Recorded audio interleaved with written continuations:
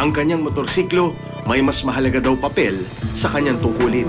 Yung travel time namin, mahirap yung pagmumotor. Nandun na yung masisiraan ka ng motor, mauubusan ka ng panggasolina. Minsan po nalilate na talaga ako kasi natanggal na yung kadena ko o kaya na-flat na yung gulong ko. Minsan naman po ay yung iba pang mechanical na problema.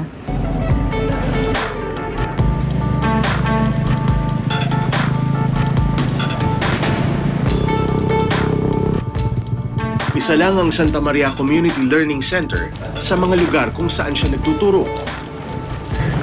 Morning, ma'am. Madam. Kumusta po, madam? Mabuti naman po sila po ay talagang nag-aaral ulit. Karapatang bumoto. So anong edad ba na pwede ka nang bumoto pag SK? Isa si Teacher Jeneline sa lalabing-anim lang na mobile teacher sa 8 distrito ng Oriental Mindoro. Ba yung nangyari Bahagi ito ng programa ng Department of Education o DepEd na tinatawag na Alternative Learning System o ALS. Sa Nauhan West, 24 po yung barangays na hawak namin. Hindi namin kaya yun. Yun po yung mahirap. So yung pagiging mobile teacher po, noong una hindi ko talaga siya pinangarap. Pero graduate po ako ng education, passer din ng LET examination. Una po akong nagturo sa Mangyan Community.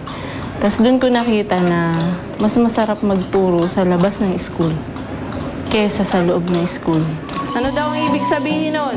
Pwede ba yung A? Sa loob ng 8 taong pagtuturo ni Jeneline bilang mobile teacher, aabot na raw sa 400 ang mga naging estudyante niyang mga out-of-school youth. Number 2.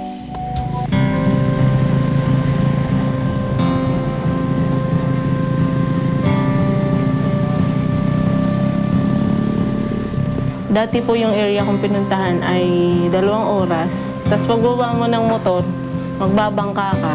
So, nakasakay ka sa balsa, tapos hihigitin mo yung sarili mo, yung tali, para yung balsa mo pumunta dun sa kabilang side. Tapos maglalakad ka sa bundok, sa taas. Dun. Meron po akong ganong area.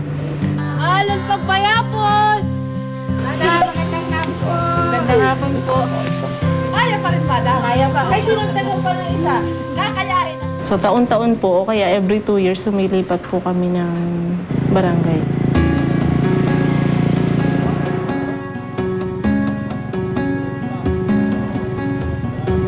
Umpisa pa lang ang pagbiyahe sa mga liblib na lugar sa mga kalbaryong pinagdaraanan ng mga mobile teachers tulad ni Jeneline.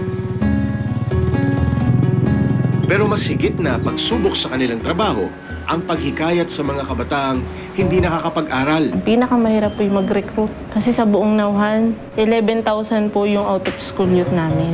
So ang ginagawa po namin, nagbabahay-bahay po kami. Pumupunta po kami sa mga bahay, tapos doon po iniisa-isa po yung mga gustong makapagtapos ng high school.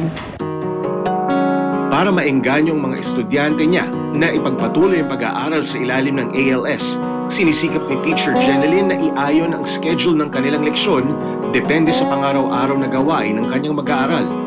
Kapag sila ay may trabaho sa bukid, so magpapaalam na, "Ma'am, hindi kami makakapasok, ganito." Hindi naman po pwede naming sabihan na hindi pwede kasi paano ka naman mag-aaral kung bukas wala ka namang kakainin. So, kailangan talagang unahin kung ano yung, halimbawa, paghahanap buhay nila. And then kami po yung mag-a-adjust ng schedule. Minsan po nauunang dumating ay 2, and then susunod pa yung iba.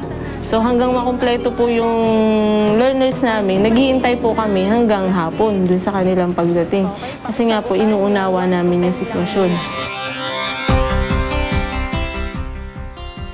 Dahil sa determinasyong ito ni Teacher Jeneline, lubos ang pasasalamat ng mga dati niyang estudyante tulad ni Amis Guerra na ngayong nagtatrabaho na sa lokal na tanggapan ng Land Transportation Office o LTO dito sa kanilang probinsya.